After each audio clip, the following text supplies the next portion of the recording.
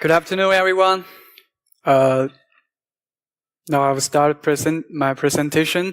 Here's the title: ModJack, hijacking the MacOS kernel. But since the title has mentioned the kernel, but our presentation would mainly not targeting the kernel itself. So, I saw this presentation and the bug is so unique, and that I will tell you in detail about how it works. So, now first of all, please allow me to introduce myself a little. My name is Zhou, and I came from China, and I currently work at for Ant Financial, the Lightyear Security Labs of Alipay, and my daily responsibility is for the product security and the offensive security research. And I've been acknowledged by these companies like Microsoft, Apple, Adobe, and VMware, so for reporting security vulnerabilities. And I'm a photoholic. And here are my blog, Twitter handle, and my GitHub profile for you to reach me out. Now,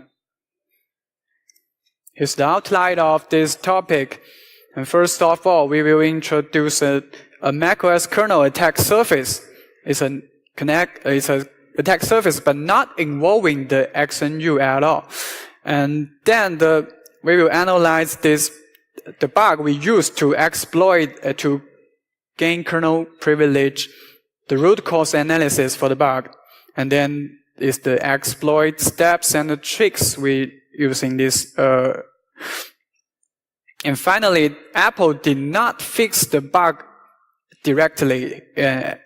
Instead, the Apple used some mitigation to make the bug unexploitable at all. So I will take a look into these mitigations. And first of all, we have a question: why do we want kernel code execution? There's a problem on the latest version of macOS. Even a process with root privilege and not sandbox at all, it can't perform particular operations like writing to some restricted directories or just attaching the debugger to a built-in process. The kext are enforced, and besides, the kext are enforced to, if you turn on the rootless, the kext must be signed with by the certificates issued from Apple. So, which means you cannot just write your own kext and load it to the system. It will be blocked. And for those malicious softwares, it's better for them to have kernel privilege. If you have those high privilege, you can do something like hide yourself from the activity monitor or so. So finally, the higher privilege means higher scores if you want to participate those Panigi competitions. So that's what we want for kernel code execution. The general approach for kernel code privilege escalation is to attack the kernel mode drivers or the XNU itself to control the process counter register. And then the kernel has some its internal functions to disable SIP in the kernel mode. So this is what the general approach. But what I'm going to present today is to think outside the box. Is memory corruption always necessary for this scenario? Do we have some logic bugs to attack the kernel? And do the target have always be the kernel itself or the kernel mode drivers? What about attack a user mode process? And can we just attack this user mode process to gain kernel privilege? That sounds crazy, but I will eventually prove the possibility of this way. And what about user space SIP bypass to gain kernel privilege. You see, the general approach is the other side to attack kernel to bypass SIP. What about bypass SIP to attack the kernel? That's my my approach. So I will introduce this kernel attack surface. The old days there are some examples by other researchers that they have patched the kext underlying tools to gain kernel code execution by just load then unsigned kext. First is the binary patching, the KXD processed by OS X reversal in 2013. And the second is the custom build approach by Objective-C in 2015. They both working on these binaries to patch the critical logic, like the signature check or something else, to load the evil KX. But these two previous researchers have revealed a clue that the kernel code, the signature may be checked by user space, not the kernel itself. And once you successfully load that extension without signature, it means that there's no doubt that you have kernel privileges. You can already execute arbitrary code in the kernel mode. The first one, he has patched the KXD executable, which means, but now this executable is protected by SIP. So during that time, there was obviously not rootless file system protection. And the second one, it implies that there must be some private API for these KX tools to load the extension to the kernel. And for more recent examples, IMBeer has reported this proof of concept to gain kernel privilege while just load a KX without signature. And let's look at these issues. That issue 676 is a logic error when executing an SUID binaries when it allows the code execution as root on OS X or iOS. It looks like it's just not just a privilege escalation, but also it can give you kernel privilege. And the next issue, it is also targeting the KXD. It has some dump problems like bad path checking or ton of check, ton of use to allow it also starts from a regular user to attack the kernel. And the issue 1520, that there's a memory corruption in the KXD, is related to, let's check out these three issues. The first two are user mode only and logic, not involve XNU at all. And the third one is also user mode only, but it is a memory corruption issue, so it will be a slightly different and a little bit difficult to exploit. But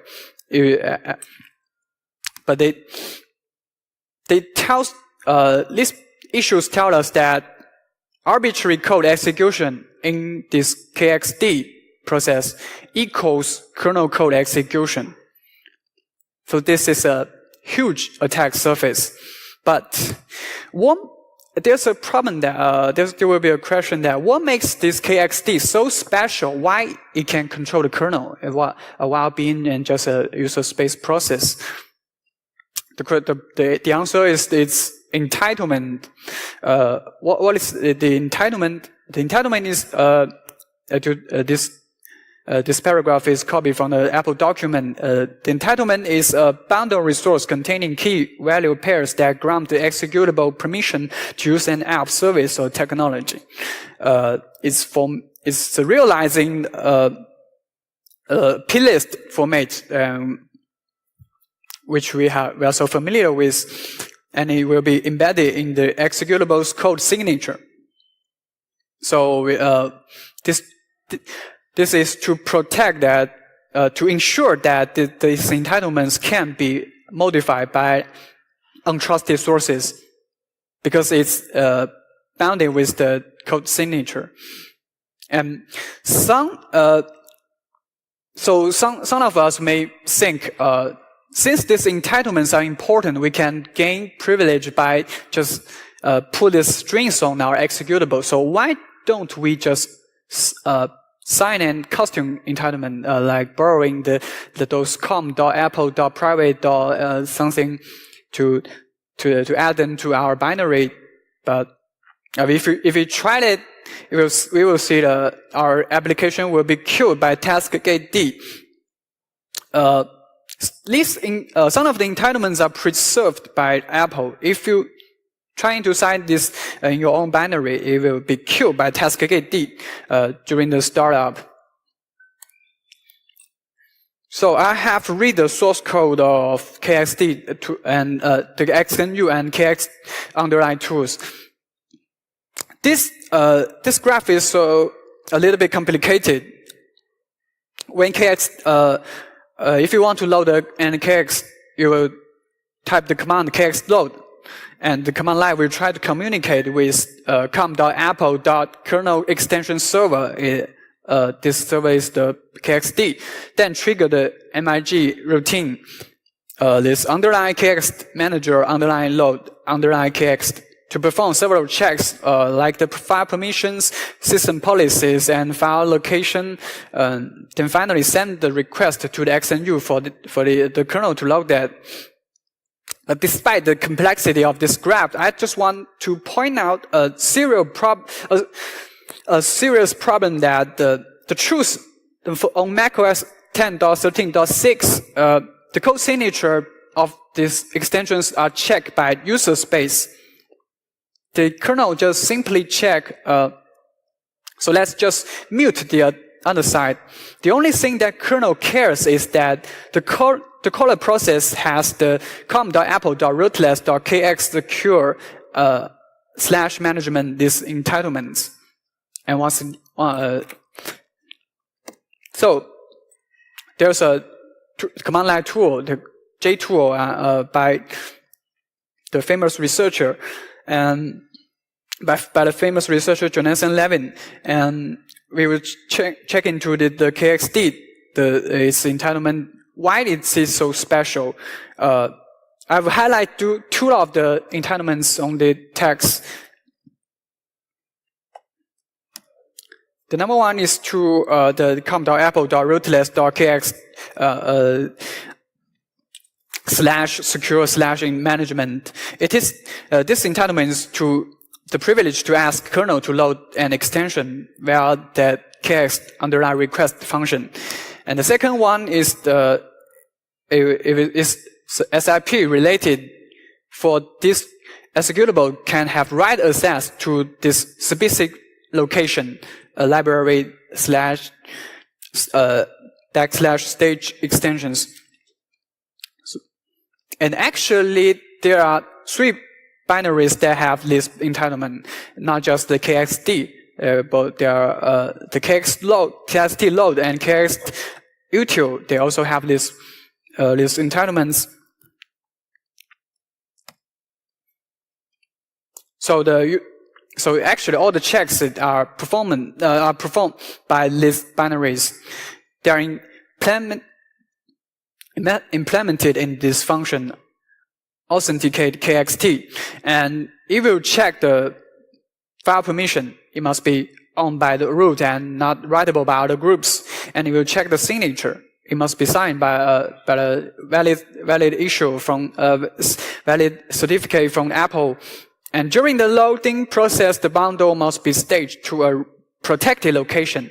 So this is to ensure that when a kernel extension has been loaded and other processes have root privilege can modify this driver. And this is the another entitlement what it is for. And then it will invoke some inter-process communication with system policy D to ask user to approve for approval to load the signature. This is the user-approved kernel extension loading, or that so-called SKEL. And the most important is that if you have disabled SIP, all these checks will be skipped, except the file permission one. So what exactly is the SKEL?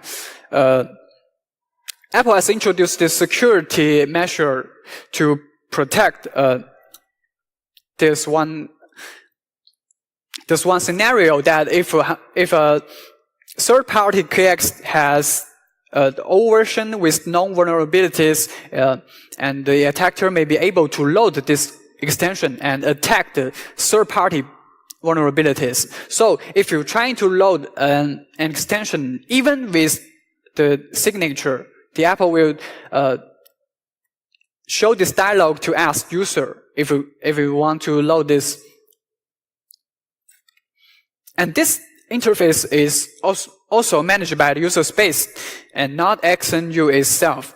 And the database, there was a database in this specific location, and this database is protected by SIP as well. Even the root permission is insufficient to modify the rules. And inside the kextd, we'll have this, we'll call these functions. When you're trying to load an extension, it will check the system policy while a function named sp kernel extension policy can load kernel extension. It will internally communicates with system policy D while cross PC.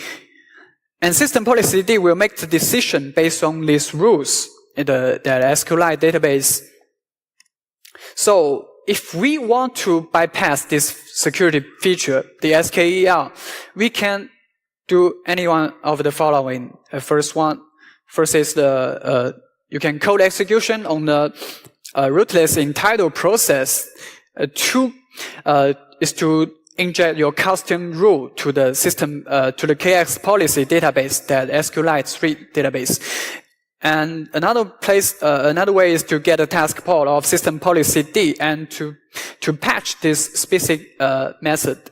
You can force it to always return true, or always return yes, so all the checks will be bypassed. And the third way is to get the task port of KXD. We can patch the list function to just return just return yes, and the system policy D will never get any message from KXD. So the check will never happen. So here's the logic kernel attack service as the surface. Neither the signature nor file permission is checked by the kernel. So all we need to rule is the entitlement. And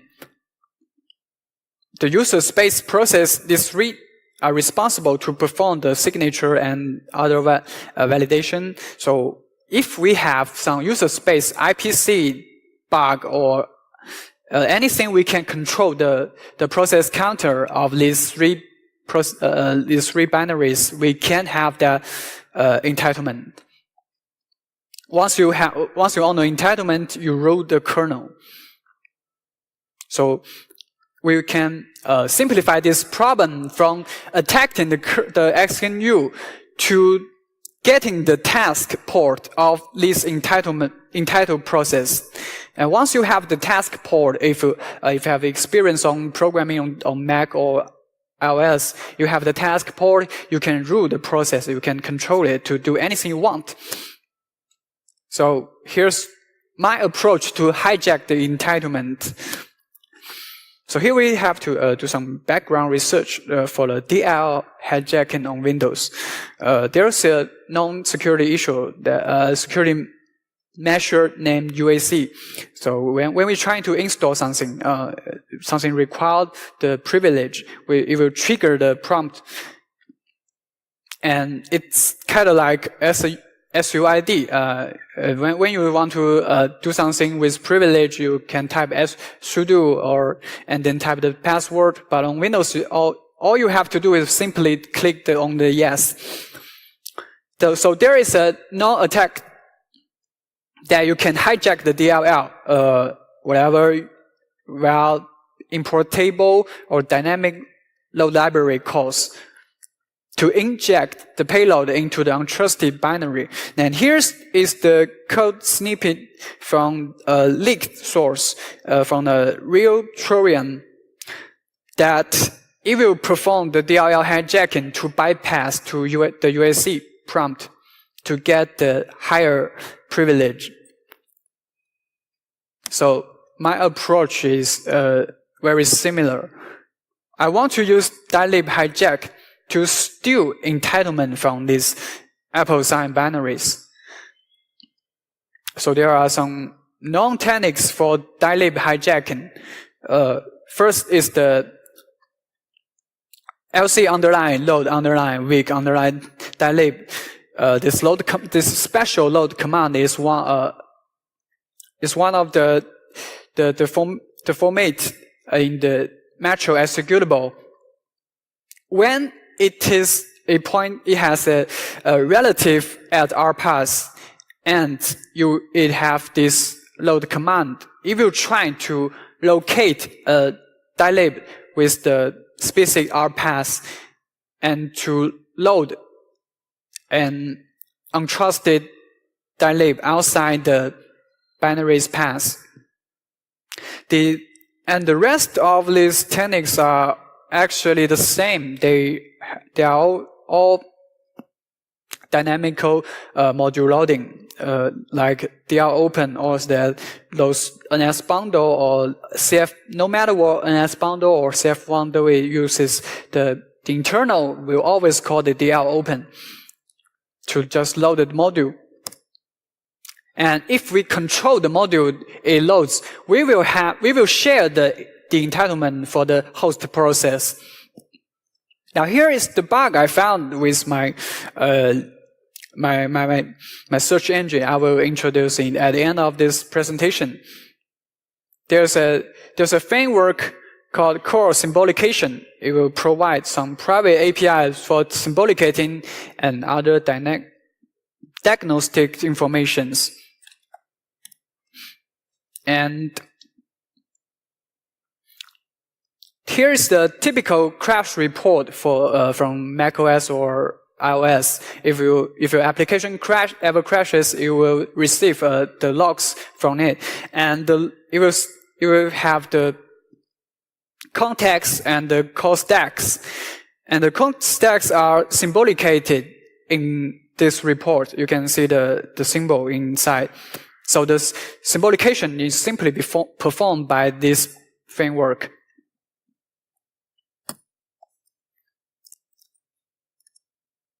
And here's some decompiled code from the core symbolication, the function core underline external underline demango.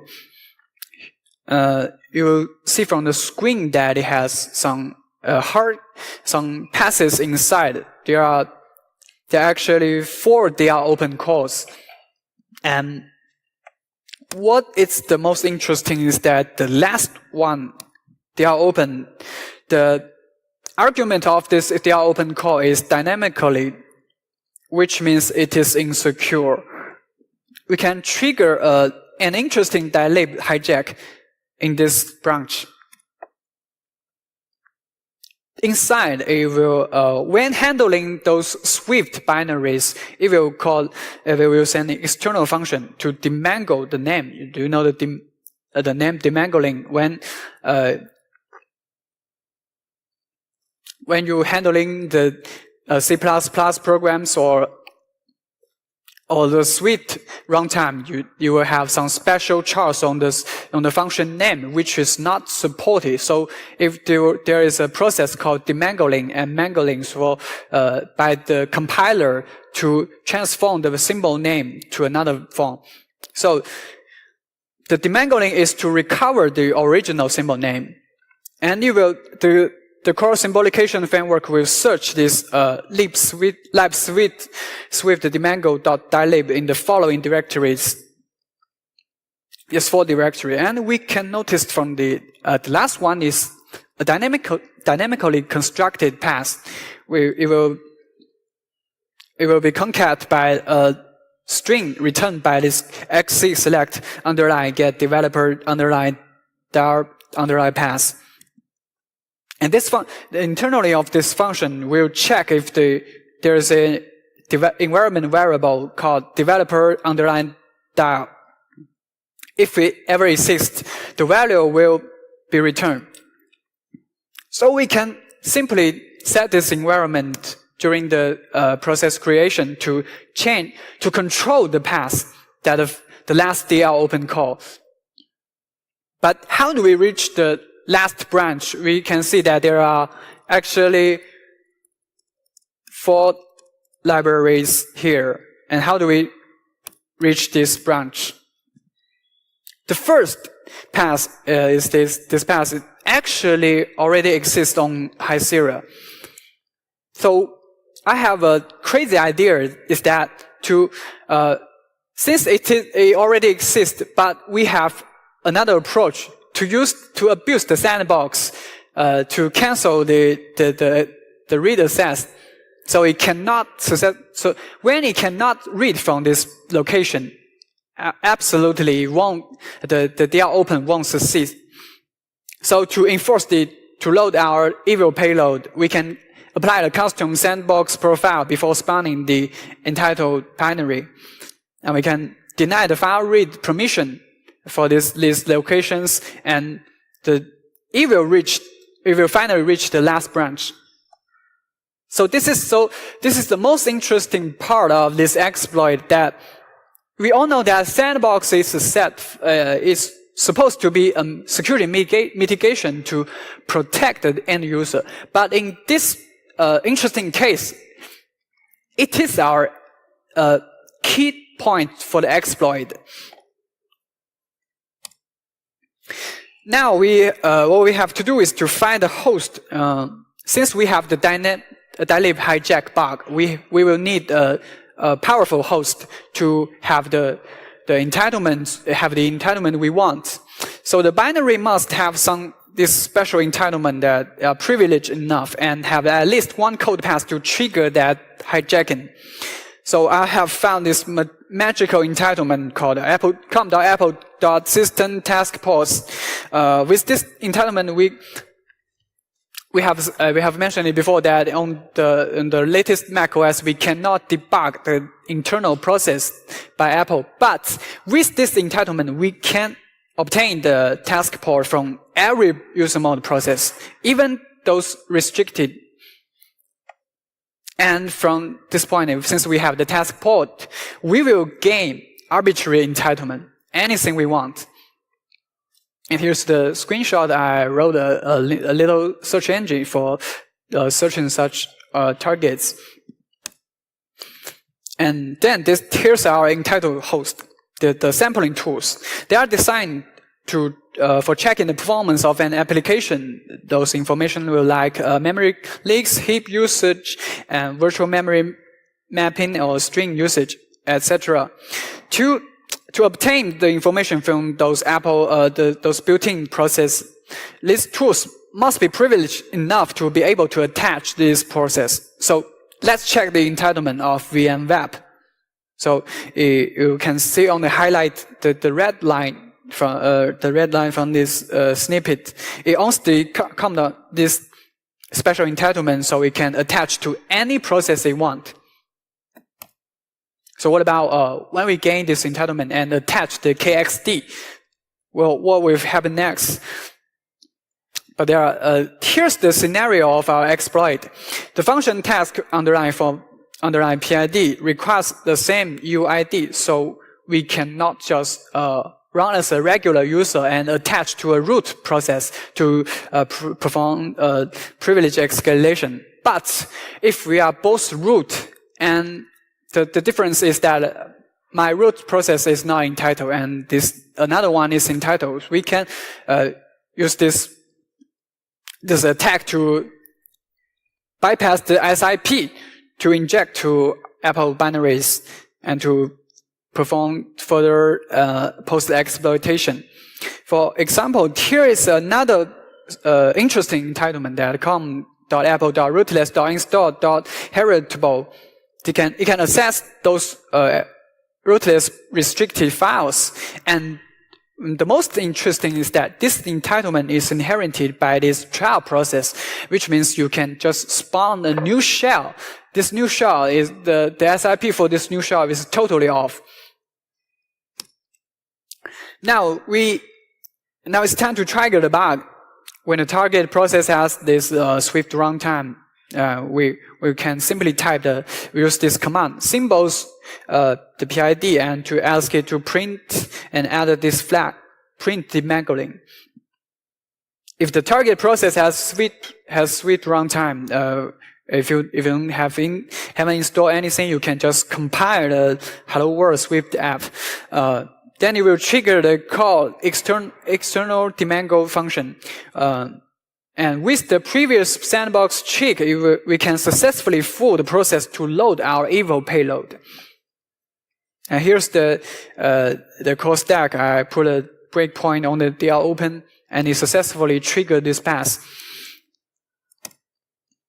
But there is one more problem that when we try to trigger the hijack, the process crashes. So what's going on?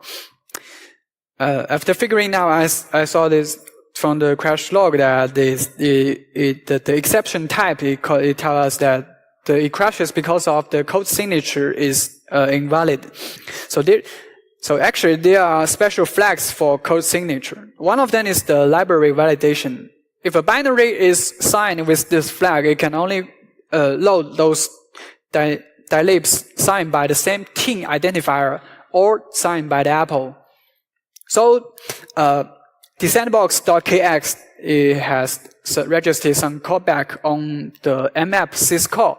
So when we try to violate this library validation, like to DL open and unsigned an invalid dynamical lib library, it will be killed by the kernel immediately. So the process crashes. But I have here's the word. I am old but not obsolete, said the Terminator. Let's take a look at the previous OS X release. On El Capitan, I have checked this binary. This one is from the High Sierra. It has the special flag, but when we have a look on the El Capitan, the flag is 0, which means it will not be protected from loading untrusted external libraries. And after all, the binary is signed with the entitlement and officially from the Apple. So why not just copy it to the latest macOS? And the exploit is the steps are first craft this evil libswift demangle.dilib, and then apply the custom sandbox profile to drop the access to the internal libraries. And then we can set the environment variable to control the path. And then copy this old binary from the old OS X and spawn this process to trigger the hijacking.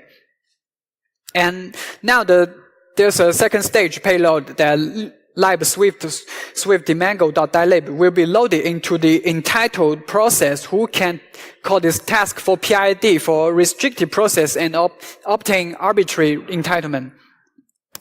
Here's our the choreograph our SIP bypass. First, we prepare something like the sandbox profile and drop the second stage payload and set the environment. Then we can proceed spawn this Swift app to as the target for the symbols command.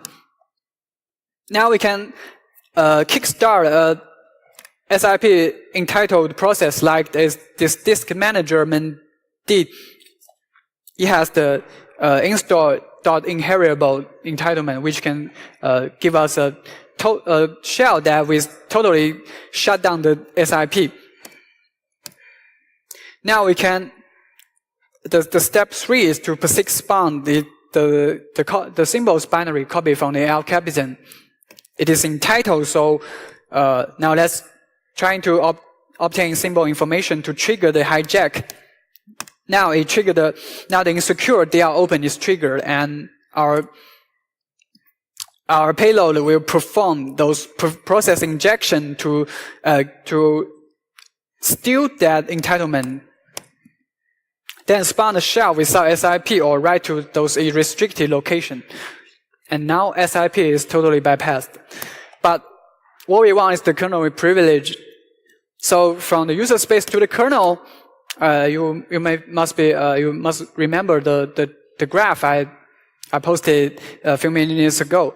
So let's change the target to kickstart this another Mac service, the kext. We can use the same approach to gain the to get a task pod on and to get to control the kext. So since the kext is not library, it has no library validation, we can just use some old school dilib injection to control the process. Then we can directly ask the kernel to load our kext. The plan, we have two plans here. Plan A is to use the directly use this kext underline request to send a crafted packet, this mkx packet.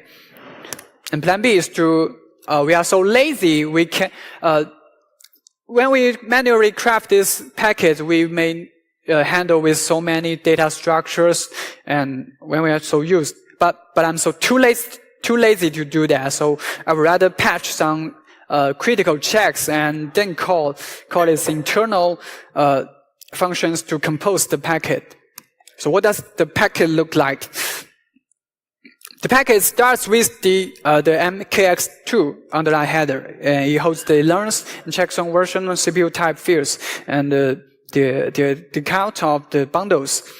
The bundle is in another structure followed, and this structure can the bundle can have multiple.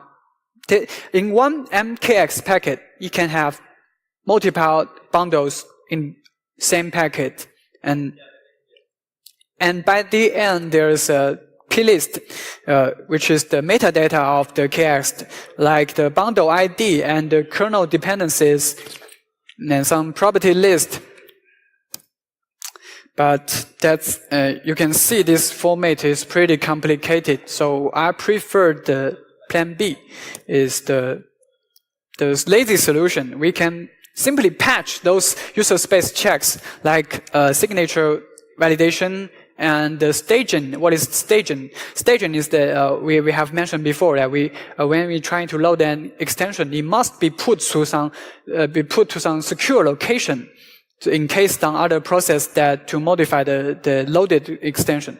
So these two checks will finally reach the CSR underline check function. It will tell the program that the states of SIP. So we simply patch this CSR check to tell the kext that rootless is off now. And then the SKEL patch, this data bypass we have mentioned before, simply use some Objective-C method swizzling to patch this function to make it always return yes. So the SKEL is not a problem anymore. And after our patch, it is a persistent patch. When we do all this, we apply those hooks. Any user can use anyone can use the kext load commands to load arbitrary unsigned extensions in the shell.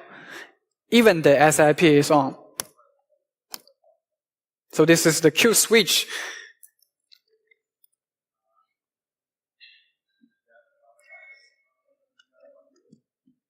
So now let's start a demo for the kernel privilege escalation. this one.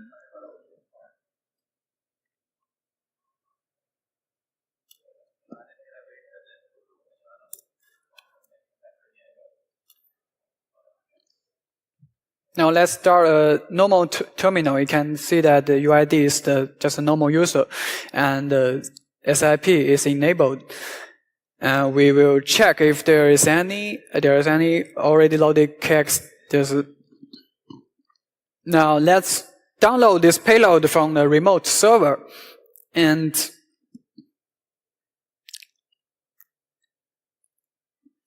we're now checking the code signature of this kext. It's not signed at all. And this specific location there's nothing in this location.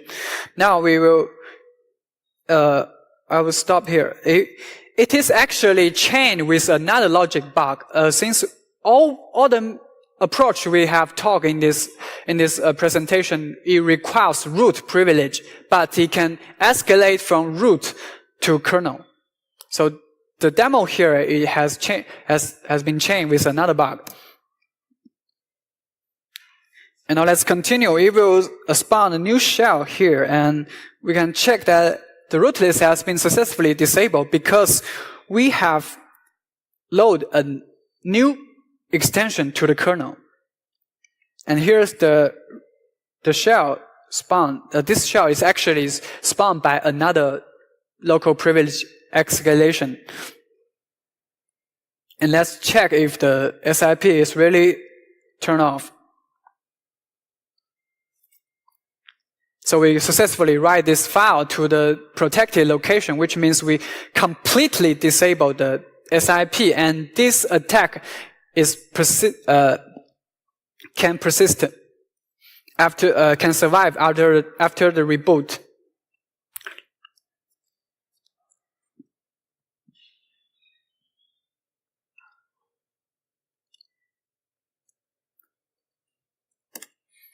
And finally, we will analyze the patch and the mitigation. The first part of this research, the SIP bypass, I actually released them as a 0-day on my blog. Why? Because during that time, I saw this on the macOS.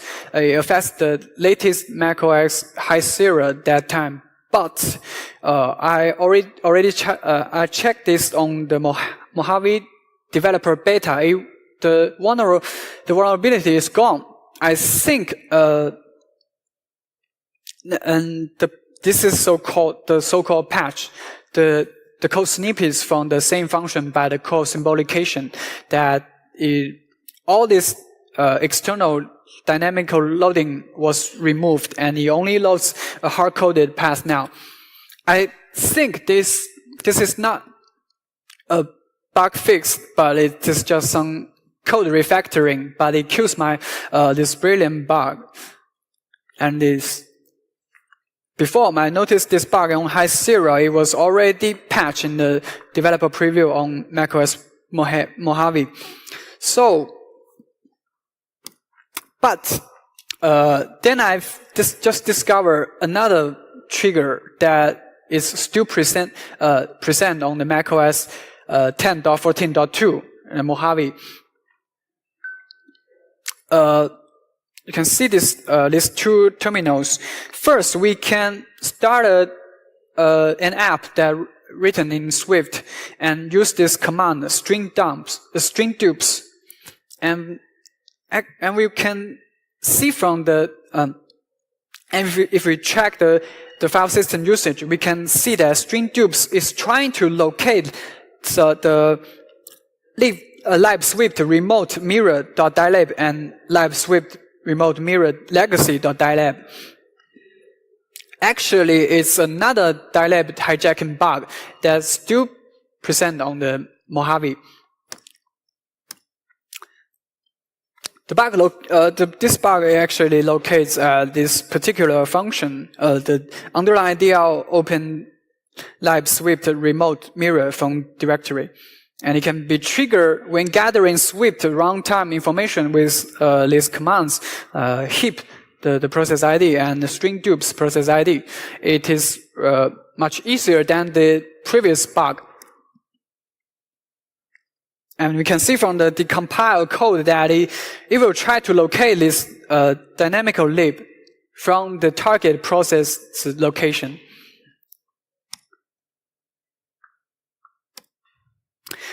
But this variant doesn't work anymore on macOS Mojave because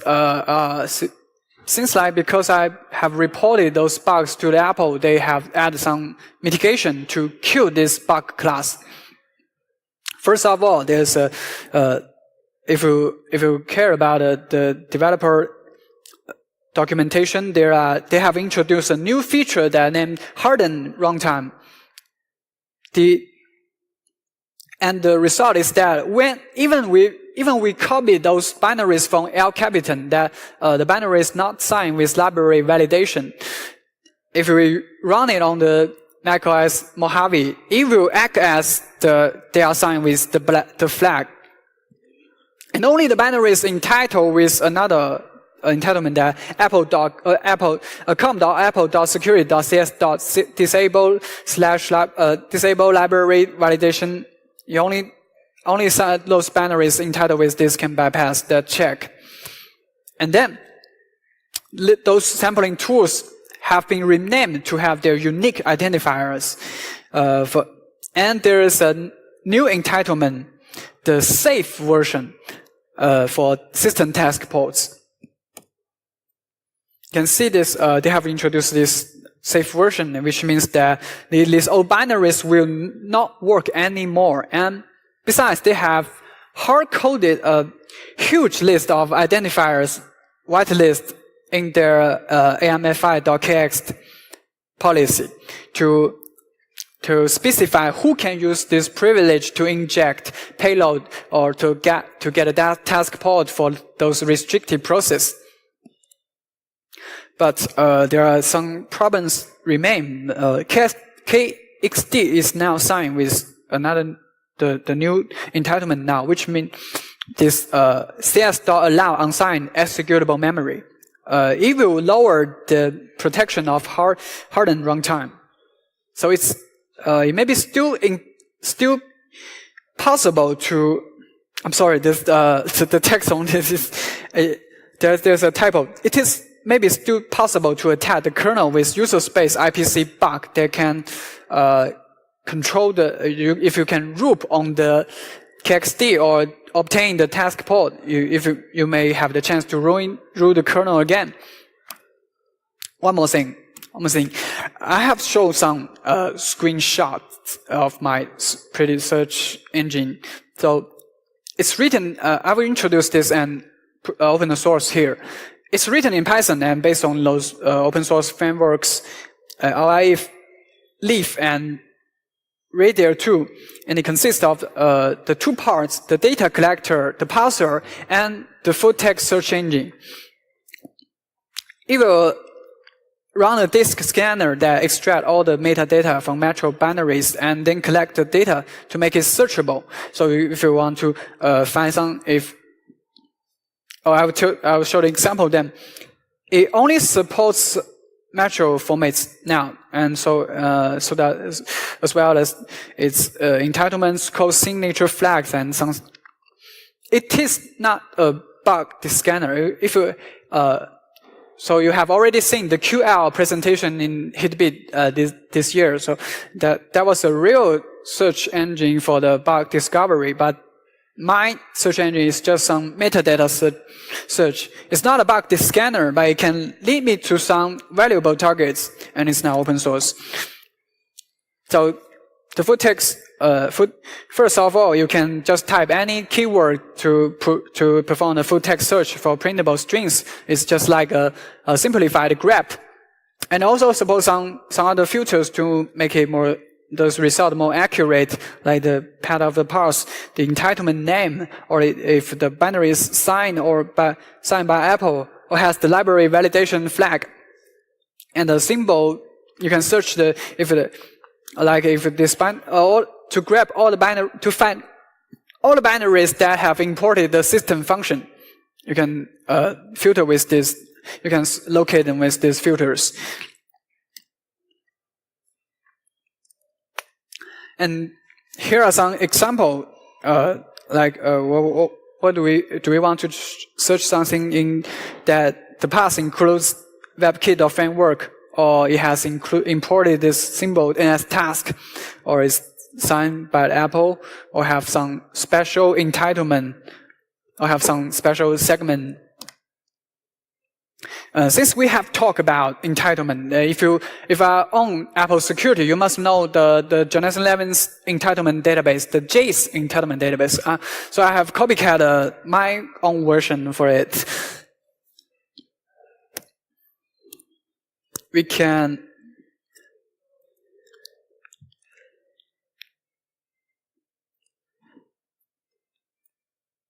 here's the live demo of this. You can see it's just a web application. You can run it on your own computer, and we can check something like task gate. Oh, sorry.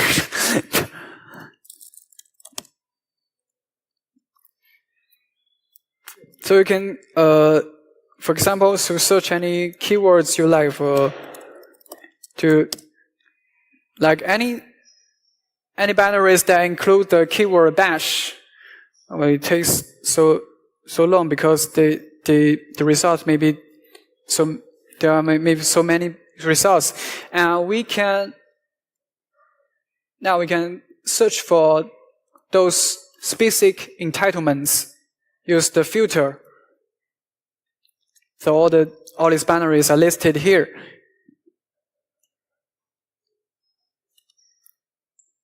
And here's my copycat entitlement database. You can see how many different entitlements here in your system. And here are some other features like the table, the importing table for search for a symbol. Now let's hurry. There's not enough time for me, all right?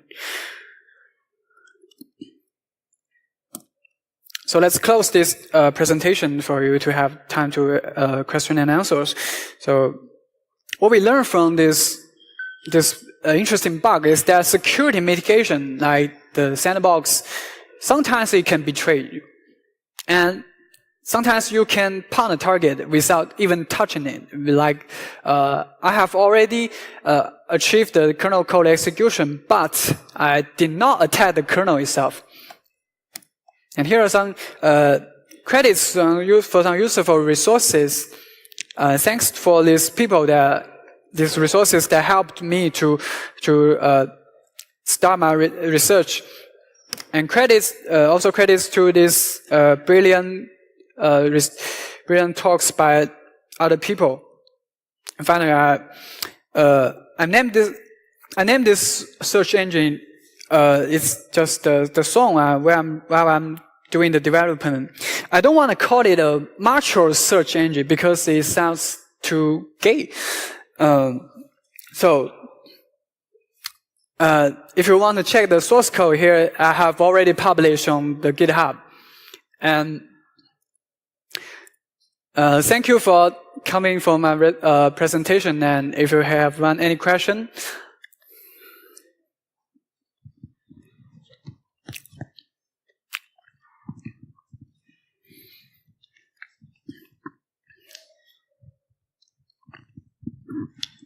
First of all, awesome presentation. Thank you.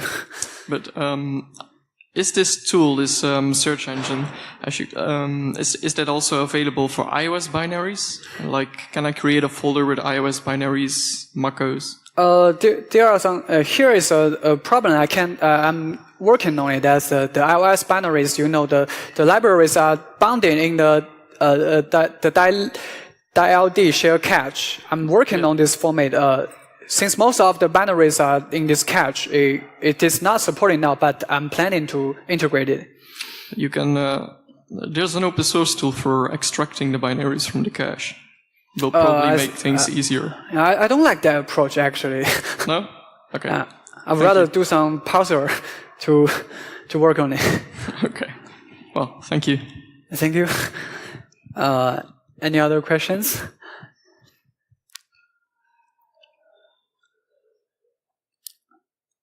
Like the exploitation or the tool or the bug? No more hands? Then I would like everybody to give a big applause for Zhou. Thank you.